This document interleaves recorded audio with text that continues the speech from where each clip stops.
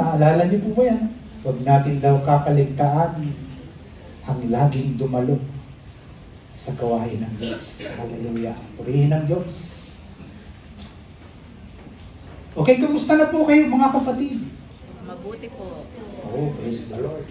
Ako rin po, kahit hindi niyo ako kamustahin, mabuti po tayo. Kailangan ikinukondisyon po natin yung ating katawan sa gawain ng Diyos, kailangan laging kondisyon yan.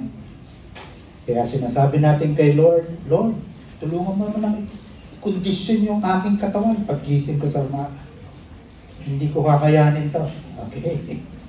Tayo ulit yan. Okay. Okay, sabihin mo sa iyong katabi ha, salamat sa Panginoon, naririto ka. Amen. Amen. Amen po. Praise the Lord. Sige, palakpakan niyo po ang ating Diyos. Punan po kayo. Parang gusto niyo na mag-preach ha. Kanina, napakinggan niyo lang yung devotion ni Pastor discipleship, no? Pinapasa na. Talaga yung mga youth, hindi naghihiwalay, makikita mo yung lugar nila, tsaka yung mga senior, no? Hindi pa naman yung iba katandaan, no? Napapabilang kami doon ni Pastor Dante sa mga hindi pa katandaan. So, thank you, no? Thank you po at naririto kayo. Okay, pagpapatuloy po natin title, brother. Yan. Pagkakaisa. Focus po tayo na pag nakita natin yung title, focus tayo sa ating iglesia. Iglesia po ha, titignan natin po kung paano ito itinatag ng Diyos. No, hindi ito parang kabuti na nagtayo ka lang ng isang building,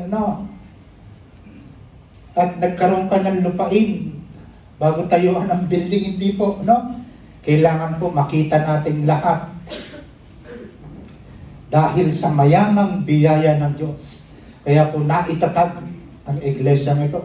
Kung naalala po ng mga dating kasamaan po natin, andun tayo sa lugar ng Avenida. Palipat-lipat ng iglesia. Pumunta sa lobby ng Perpetual, napunta ng warehouse, bumilang ng 11 taon singkat na mga kapatiran. Sige, para bang kayod marino. Hindi bumibiti po mga kapatiran nun. Naalala ko po yan. So, praise the Lord, no? Naglakad-lakad ang ating ang opisina po ng finance, no? Kasama kami lang pastor, no? Tagabuhat lang po ako ng mga instrumento, silya po ng mga panahon na yun. Hindi ko po alam, na ako po yung pinagkalooban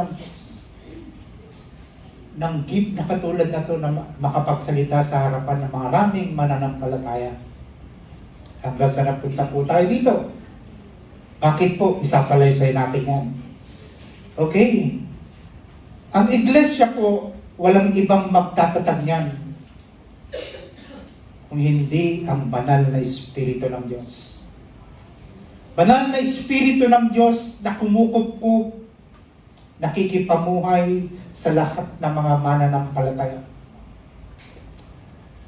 Kaya po makikita nyo na may himala mangyayari. Kung ang lahat ay nagkakaisa, paghakbang ng isa, dalawa, hakbang lahat, nagkakaroon ng himala. Hindi yung may iwan tayo pag humakbang ang leader natin. Kailangan sunod ang lahat ng mananampalataya. Naging buo, nakita po natin yan sa buhay ni Moises.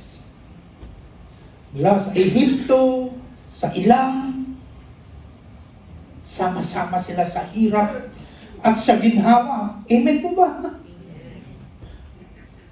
Amen. Yan po yung makikita natin pagkakaisa. Okay, lukso na po tayo, sa number 1, kapatid. Thank you, Brother Iman. Nandiyan ka ulit, Yan.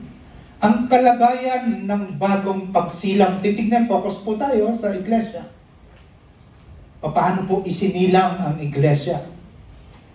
Okay, sa mga talata pong sumusunod, tingnan po natin.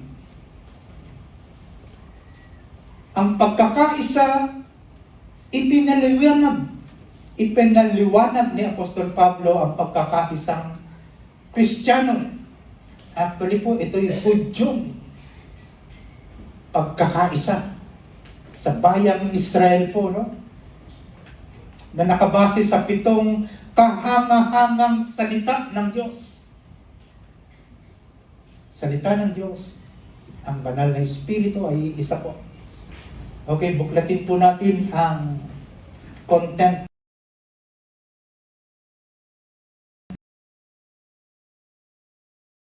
At po ang iglesia, sapagkat tayo ay mayroong iisang katawan. Katawan ni Kristo. Amen? Okay, next. Sabi po, ng pagkakasulat po ni Apostol Pablo, yung pakikiusap niya po, no? Kaya't ako na isang bilanggo dahil sa Panginoon ay nakikiusap sa inyo na mamuhay kayo gaya ng nararapat sa mga tinawag ng Diyos. Amen po ba tayo dyan, mga kapatid? Lahat tayo ay tinawag ng Diyos. Kaya po doon sa mga yung mga bago po, ano? Tingnan niyo po yung mga baguhan na ngayon lang pumasok o mga nakaraang Sunday. Kapatid, sasabihin ko na sa iyo, ang tumawag sa iyo ay ang Diyos. Amen? Pinili ka ng Diyos.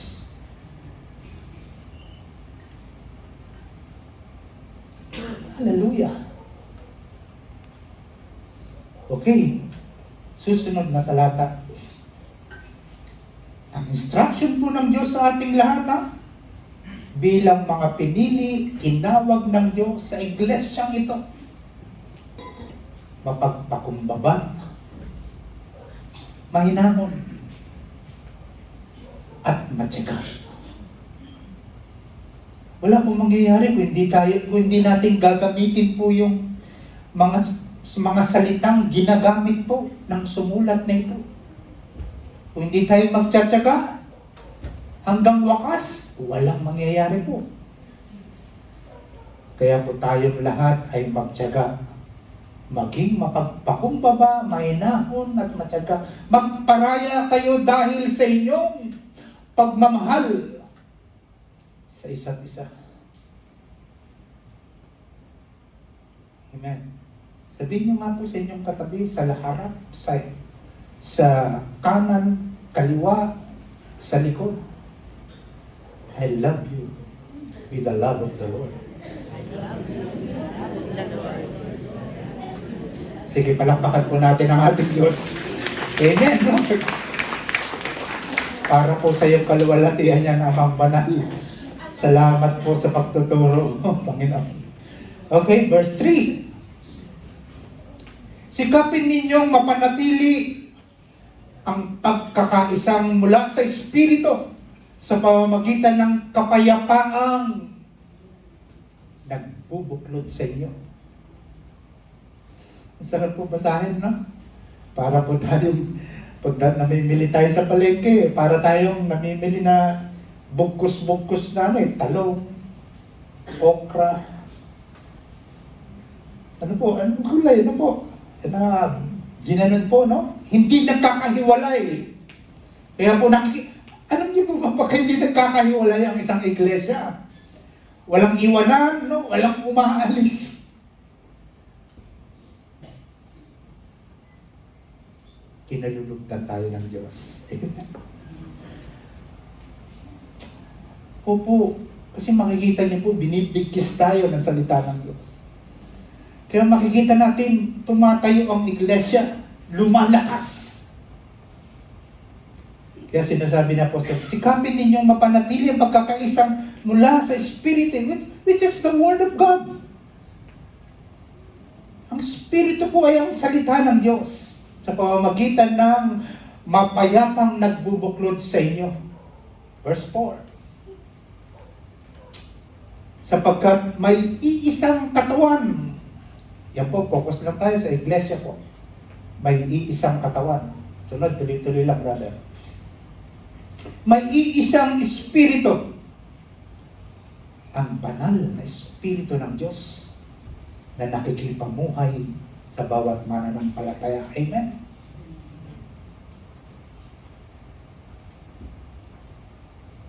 May iisang espiritu, huwag niyo pong kakalimutan, no? Ang salita ng Diyos. Yan po ay nakikipamuhay sa atin po bilang mga mananampalataya. Sinabi po yan ni John, no? Sa unang aklat po ni John, no? Naging tao ang salita at nakipamuhay sa piling namin. Puspos siya ng kapangyarihan, kadakilaan, kaluwalhatian bilang bugtong na anak ng Jesucristo. Hallelujah. Okay, next. May iisang pag-asa. Amen po ba? Lahat tayo hindi po kanya-kanyang pag-asa para sa ating future, para sa ating hinaharap. Ang buhay na walang hanggan. Nakapokus po tayo lahat dyan, no? Para sa ating future. Kaya tayo nagpapatuloy sa ating pananampalataya sa Diyos para po sa ating hinaharap ang buhay na walang hanggan. Kung paanong may isang pag-asa na para doon kayo'y, wow, sarap po Lord, tinawag ng Diyos. Halika dito, brother, sister, tinawag ka ng Diyos. Sapagkat sa iyo ang buhay sa kabilang buhay. Amen. May iisang Panginoon. Okay. Natanggapin po natin, no? Nang marinig natin ang salita ng Panginoon. At ganoon din po si Abraham. At ganoon din si Moises, si Peter, si Pablo. Narinig lang naman nila ang salita ng Panginoon. At tinawag sila sa kanilang mga pangalan. Amen po ba? Abraham. Salita po ng Diyos yun, no? Narinig niya. Moshe. Di ba? Eh si Pablo po, paano pagkakatawag sa kanya ng Diyos? Saulo. Di ba? Kay Peter, ganun din po, ano? Narinig lang nila ang tinig ng Diyos at tumalima sila sa Panginoon. Sumunod sila. Follow me. Ganun lang po kasimple eh. Amen po ba mga kapatid, no? May iisang Panginoon, ang Ama, Anak, at ang Espiritu Santo na sa panahon na ito, mga kapatid, ang salita ng Diyos na siyang nagmiministeryo sa atin. Laging nagpapaalala sa lahat ng ating iisipin at mga gagawin na siya po nating gabay sa 2026 na pagtahak natin, no? Masalimuot po, no? Nadarama ko po. Napaka-masalimuot po ng 2026. Ngunit, kung sasamahan tayo ng Diyos, pagtatagumpay tayo sa lahat ng ating layunin. At sinabi naman ng Panginoon, wala tayong magagawa kung wala ang Diyos sa atin. Wala, mga kapatid. Hallelujah. Next. May iisang Panginoon. May iisang pananampalataya. Faith comes by hearing and hearing the Word of God. Kaya po yung seed of faith na narinig natin ang salita at tunay po na dumaos-uslo mula sa inyong tenga, dumaos-us papunta sa inyong puso, natanim ang seed of faith. ito po ay Hudyong pananampalataya, mga kapatid. Sapagkat si Jesus Christ ay tunay na Hudyo. At si Jesus Christ ang may akda ng salita ng Panginoon. Next, kapatid. Iisang pananampalataya. Next. Sabi ko po, no? Ituon natin ang ating paningin kay Jesus o kay Yeshua. Sa Kanya nakasalalay ang ating pananampalataya mula simula hanggang katapusan. Dahil sa kagalakang naghihintay sa Kanya, hindi niya inalintana ang kahihiyan ng pagkamatay sa krus at siya ngayon nakaupo sa kanang trono ng Diyos. Si Jesus po may akda ng ating pananampalataya, mga kapatid. Ang wala kayong mapapansin na bigat man lang, no? Tatandaan niyo po yan po nagiging hindrances ng isang tao. Tao po yung pong minsan nadadapa tayo, nagkakamali, kahinaan natin, no? Nagsisilbing kasalanan. Yan ang nagiging sagabal para hindi tayo magpatuloy sa takbuhin ng pananampalataya natin. Amen? Okay? Kaya po lagi tayo nakapokus, no, sa salita ng Diyos. Pag alis natin dito, no, po, may mga free time tayo, pwede po natin pansinin ang salita ng Diyos. Okay, next. May iisang bautismo na, alala niyo po ba yan, nang tayo ay bautismuhan sa tubig na sumisimbolo ng Espiritu Santo. Ang bautismo ng Espiritu sa katawan ni Kristo. Amen? Pinapatatag, pinagtitibay ng iglesyang ito sa pamamagitan ng salita ng Diyos. 7 kamanghang salita ng Panginoon. Kaya po, nabuo ang iglesia ayon sa nilalaman po ng sulat ni Apostol Pablo. Okay? Lastly po, may iisang bautismo. Next. 6. Sabi dyan po, tignan po natin maging Hudyo o Hintil, alipin man o malaya, tayong lahat ay binautismuhan sa pamamagitan ng isang Espiritu upang maging isang katawan. Tayong lahat ay pinainom sa iisang Espiritu. Pinagtitibay po ng salita ng Diyos kung papaano niya isinagawa ang iglesia. Hindi tao po nagtatag ng iglesia, mga kapatid. Kung hindi ang Panginoon, ang banal na Espiritu, pati pundasyon po, no, ng iglesia bilang kinakatawan po ng mga mananampalataya, mga kapatid, ang nagtatag ang salita ng Panginoon. May iisang Panginoon at Ama, ang Diyos Amang nasa langit. Lalo po natin palalakasin, no? Pero si Apostol Pablo pa rin po ito eh. Sabi po sa Colosas, purihin ang salita ng Diyos.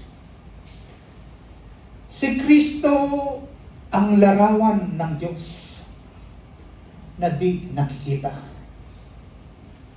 Doon pa rin po tayo, no? Nakapokus tayo sa church natin.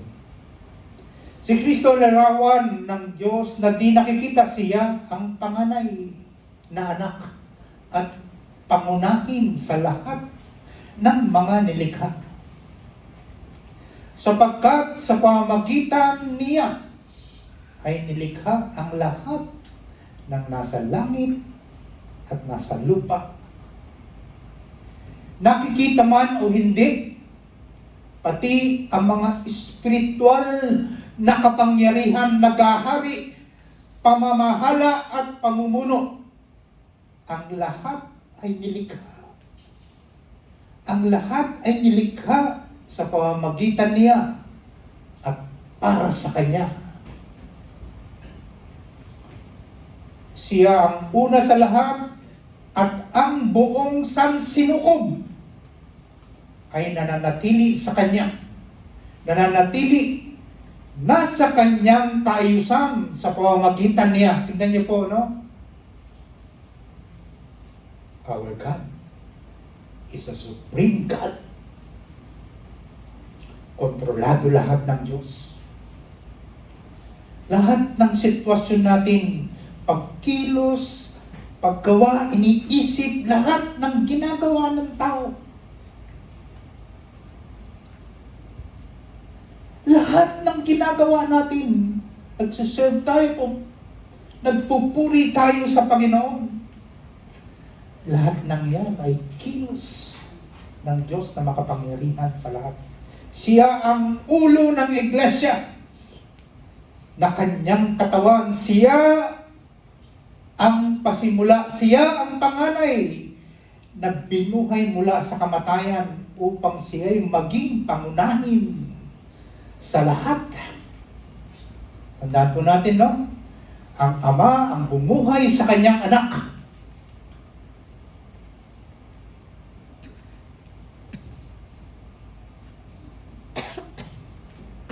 Upang siya'y maging pangunahin sa lahat. Si Kristo ang ulo ng iglesia. Talatang 18. Okay. Talatang 19. Sapagkat minarapat ng Diyos na ang buo niyang kalikasan ay manatili sa anak. At sa pamamagitan ng anak, niloob ng Diyos na ang lahat ng bagay, maging sa langit o sa lupa, ay ipagkasundo sa Kanya. Nandiyo po kung ano po yan. Kung ano po yung nangyayari sa katawan ni Kristo. May purpose po ang Diyos. O, tingnan lang natin yung sulat po ni Pastor Pablo. Susuriin po natin. Sabi niya dyan, nakamtam ang kapayapaan sa pamamagitan ng dugo ng Kanyang anak na inialay sa krus. Huling talata. Pansinin niyo po yan, mga kapatid. Hindi tayo bubuuin. Hindi itatatag ng Panginoon ang iglesia nito kung walang layunin ng Diyos. Na ang tao ay akayin natin maging tagapamagitan tayo. Ang tao, ikaw at ang Diyos. Nagsisilbi tayong tulay. Amen po ba? Upang ipagkasundo, reconcile ang maraming kaluluwa na sa ating paligid. Mga kapatid, hindi po madali yun. Iba't ibang reaksyon ng taong nilalapitan natin. Amen? Okay, ulitin ko lang po yung 19, 20. Sapagkat minarapat ng Diyos na ang buo niyang kalikasan ay manatili sa anak. Ibinigay niya na po ang pamamahala sa Kanyang bugtong na anak. At sa pamamagitan ng anak, niloob ng Diyos na ang lahat ng bagay maging sa langit at sa lupa ay ipagkasundo sa Kanya. Nakamtam ang kapayapaan sa pamamagitan. At pamamagitan ng dugo po ng Kanyang anak na inialay sa krus. Oh, praise the Lord. Hallelujah. Next. Brother Iman. Iisang Diyos at Ama. Nating lahat, siya ay higit sa lahat, kumikilos sa lahat, at nananatili sa lahat. Tignan niyo po ang kapangyarihan ng Diyos. Kapatid, kumikilos ba sa iyo ang Diyos? Mahina. Dapat. Amen. Oo, full of confidence tayo, no? Nakikipamuhay po ang salita ng Panginoon sa atin. Dapat malakas tayo. Malakas po ba tayo? Amen. Di tayo mahina, ha? Sinabi po yan, no? No? Ang laman ay mahina, ngunit ang Espiritu ng Diyos ay malakas. Hallelujah. Sapagkat meron tayong iisang Diyos at Ama nating lahat, siya ay higit sa lahat, kumikilos sa lahat, at nananatili sa lahat. Hallelujah. Now, ang pinag-isa, ang mga gawa ni Kristo, ang bumuo para tayo maging isa. Hindi po ang mga pastor, ha? Hindi po ang mga leader. Kung hindi ang salita ng Panginoon, binikis po tayo sa iisang katawan, Espiritu, isang Diyos, isang bautismo. Doon tayo binikis, mga kapatid, sa pamamagitan ng salita ng Diyos. Yan, kaloob sa mga mananampalataya. Okay, next. Meron po ba kayong mga kaloob na natanggap mula sa Panginoon? Amen. No? Hindi tayo mabubuo po kung walang ipinagkaloob sa atin, nakaloob ng Diyos. Spiritual, nakaloob. Kaya tayo nagpapatuloy sa iglesia po, no? Bilang katawan ni Kristo. Ang tanong, kailan mo natanggap ang kaloob sa iyo? Sabihin mo nga sa iyong katabi, kailan mo nakatanggap ang kaloob sa iyo ng Diyos? Hindi nyo naaalala. Dapat alalahanin niyo po yun, no? Okay. Okay. Ako po hindi ko makakalimutan yung birthday ko nga, nakakalimutan ko very kaloob ng Diyos eh. Andun pa po ako sa gitnang silangan po, way back 1996, naalala ko po ang kaloob ng Diyos. Pambira ang Panginoon, ano? Opo, may nagdadala po ng kaloob. Spiritual na kaloob sa iyo. Kung ikaw ba ay tinawag ng Diyos para ipahayag ang buhay at magbisang salita ng Diyos. Ang instruction ni Peter, naalala ko po yan. Di preach mo, sabi ni Peter. Di pangaral mo. Ganun lang kasimple. Kung may kaloob ka na pangangaral, sabi ni Peter, di pangaral mo.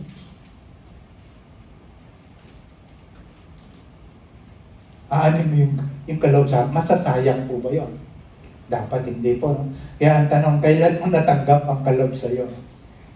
Okay? Titignan po natin, ha? Yan po ay galing sa ating Diyos. Okay? Sa mga talatang sumusunod, 7, 8, ang bawat isa sa atin nakatanggap ng tanging kaloob ayon sa sukat na ibinigay ni Kristo. Okay? Inom lang po ako ng tubig.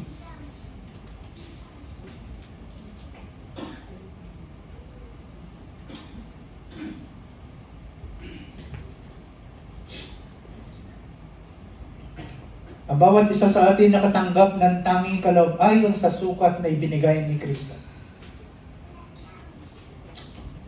Next. Ganito ang sinasabi ng kasulatan. Scripture po, ha? Nang umakyat siya sa langit, nagdala siya ng maraming bihag.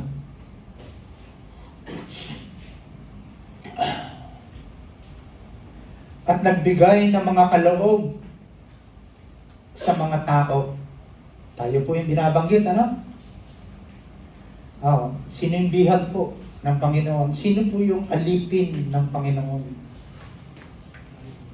Yes, ang mga mananampalataya. Ang mga sumusunod sa salita ng Diyos. Okay, next. ibig sabihin ng umakyat siya? Ang ibig sabihin niyan ay bumaba muna siya sa mga kalalimang bahagi ng lupa.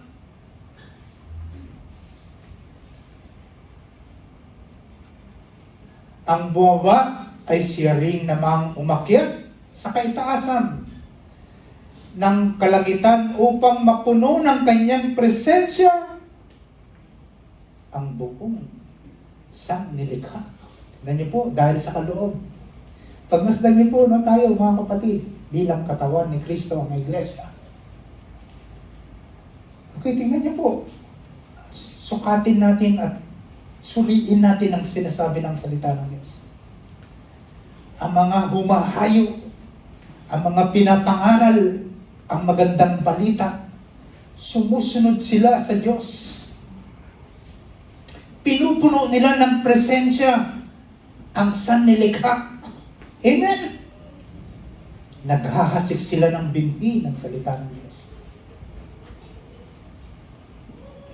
At ang bumaba po, siya rin pumanik. No? Nakikita nga po, no? Nabivisualize po ni Apostol John sa kanyang aklat po, no? Sa John. Nakikita niya, no?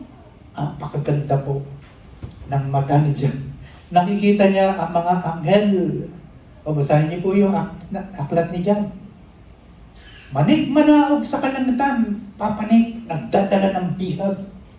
Bumababa, nagdadala, pabalik-balik po ng pagmasdan ni John. Purihin ng Panginoon. Hallelujah. Anong kaloob sa iyo, kapatid? Kanina, ano po, kailan mo natanggap ang kaloob sa iyo? Parang nakalimutan na natin. No? Ngayon naman po pangalawa, anong kaloob sa iyo? Okay. Verse 11 ng chapter 4. Brother Iman, ikaw ba'y pinagkalooban, no? At binigyan niya ang ilan ng kaloob upang maging mga apostol. Amen. Okay. Titignan po natin kung anong trabaho po ng kaloob na binigyan ng Diyos bilang apostol. Propeta. Titignan po natin kung anong trabaho niyan. Okay, next. Ang iba na may mga propeta. Next, tuloy-tuloy lang. Ang iba'y ibanghelista. Ang iba'y mga ibanghelista. Alam niyo po ba yung tumahayo? No? Nagsasalita po dyan. No? Pag binigyan sila ng karapatan sa mga iba't ibang lugar natin po dito sa Cavite para po maghayag, no? Ng salita ng Panginoon. Ipinapahayag po nila. Ano po, yan po yung tinatawag na kaloob na ibanghelista.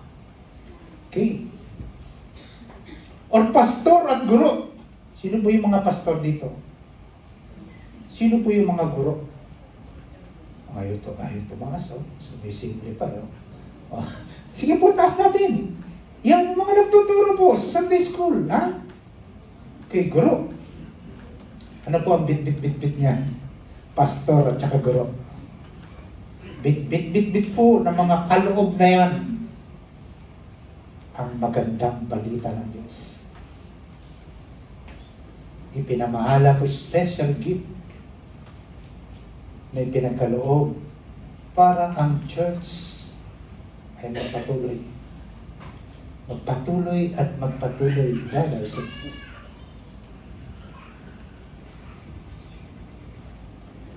Ang layunin nito ay para sa mga mananampalataya, no? Kung may tumatayo pong mga pastor, guro, evangelist, propeta, apostol. Tingnan niyo po ang nasa inyong screen. May purpose po yan para sa iglesia. Talatang 12. Sensya na po, no? Medyo yung akin pong sipon. No? Ginawa niya ito upang ihanda sa paglilingkod ang lahat ng mga hinirang upang ang katawan po, tumagpasdan niyo po, upang ang katawan ay maging matatag.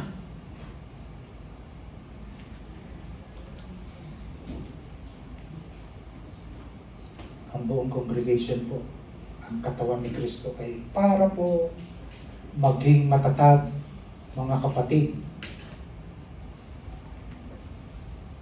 Ginawa niya ito upang ihanda sa paglilingkod ang lahat ng mga hinirang upang maging matatag ang katawan ni Kristo. Di po tatamlay-tamlay, ha? Ano po, alam niya kung paano siya kikilos. Alam niya kung ano yung kaloob na nababagay para sa kanya na kaloob ng Diyos. Upang maging ganap ang ating pagkatao ayon sa pagiging ganap ni Kristo. Ang liwanag po, talatang 14 hanggang 16. Nang sa gayon, hindi na tayo magiging tulad ng mga batang madaling matangay ng sari-saring aral. Oh, mga kapatid, ha? Napakaraming kanya-kanyang aral na marinig kayo. Kung matatag ang katawan ni Kristo ng COG Bacoor, na po, mga kapatid, hindi tayo pwedeng tangay. Hindi tayo pwedeng maisahan ng mga maling katuruan. Yan po ay sang-ayon kay Apostol Pablo sa aklat po ng Efeso. Okay, hindi na tayo maililigaw ng mga taong ang hangad ay dalhin tayo sa kamalian sa pamamagitan ng kanilang katusuan at panlilinlang. Sa halip, sa pamamagitan ng pagsasalita ng katotohanan sa diwa. Hallelujah. Sa diwa ng pag-ibig, tayo'y dapat maging lubos na katulad ni Kristo na siyang ulo nating lahat, mga kapatid. Ulo ng mga mananampalataya, si Yesu Kristo. Tingnan niyo po, kung ano yung nakikita natin na hindi makakabuti sa ating buong pagkatao. Nakikita ng ating mata, naririnig ng ating tenga, at sinasalita natin na hindi nakakalugod sa Diyos. Hindi natin dapat entertainin, mga kapatid. Amen? Kung sa palagay po natin na mababahiran tayo ng karumihan, iwas na tayo, mga kapatid. Ayaw ng Diyos na marurumihan ang kanyang templo, ang kanyang iglesia, ang kanyang katawan. Hallelujah. Amen. Next. Sa pamamagitan niya, ang buong katawan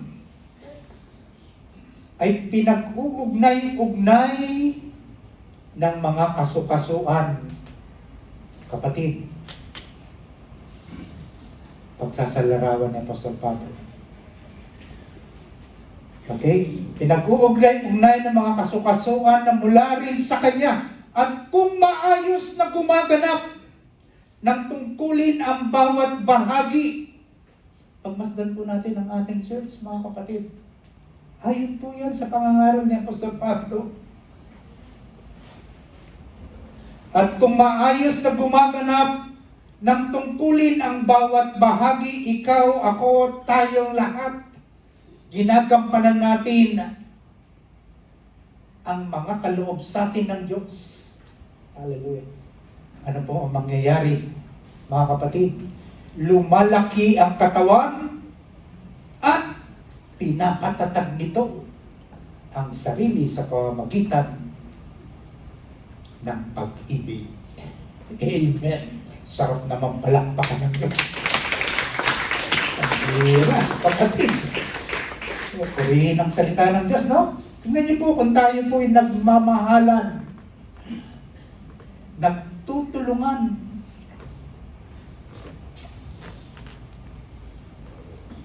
nagdadamayan, nagpapalalanginan, nagtuturuan. Ano po, tuturuan tayo. Tinuturuan natin ang bawat isa. Sabi nga po ni Pastor, ni Pastor Dante nga, lumalakas. Lumalakas po ang buong katawan, no? Kung ano yun, nalalaman niyang salita ng Panginoon na siyang nagpapalakas sa kanya, ibinibigay niya sa kanyang kapatid sa pananampalataya. Amen.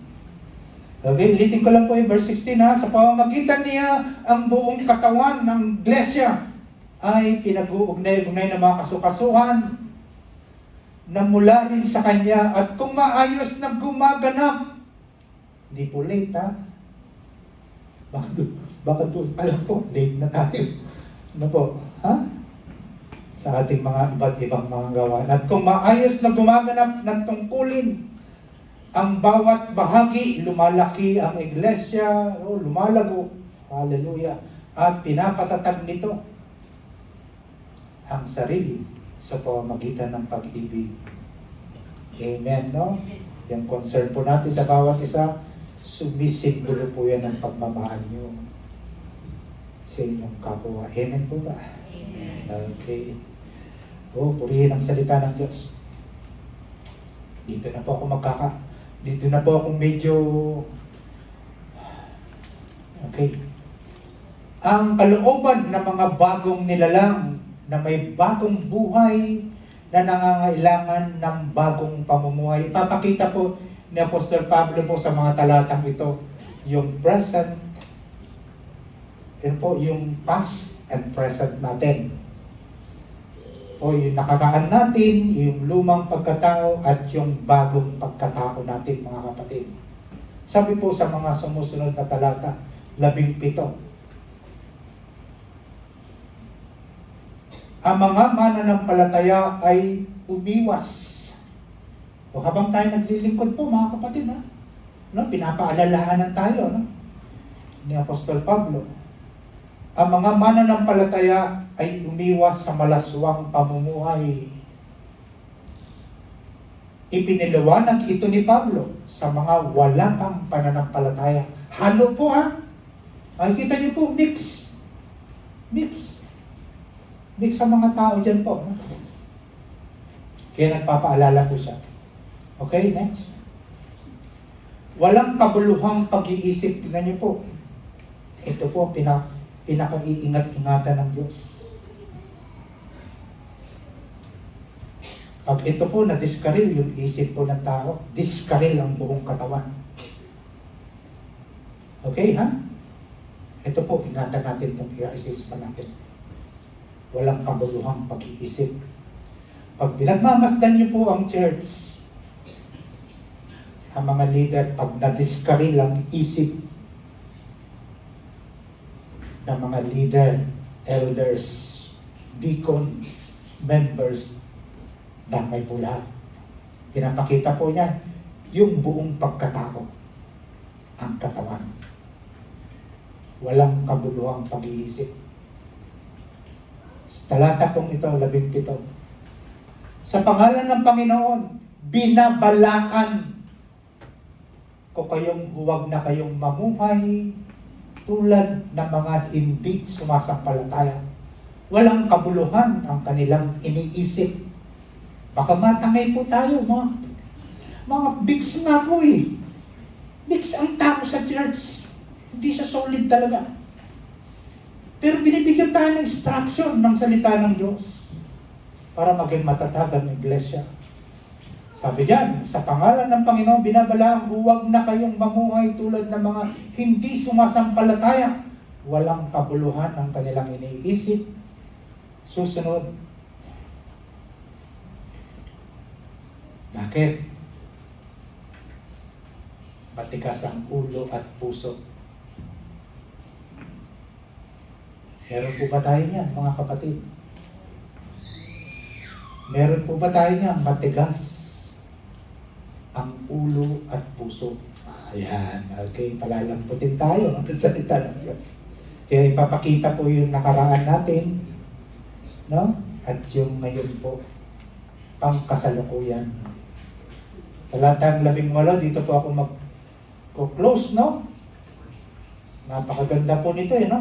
Kung itutuloy ko po ito, baka abutin po tayo ng alauna. Dahil sa kanilang kamangmangan at katigasan ng ulo, wala silang bahagi sa buhay na kaloob ng Diyos. Kapatid, kung nananatili pa tayo na matigas ang ulo natin, ang puso natin, sinasabi ng mga talata, wala tayong bahagi sa buhay na kaloob ng Diyos.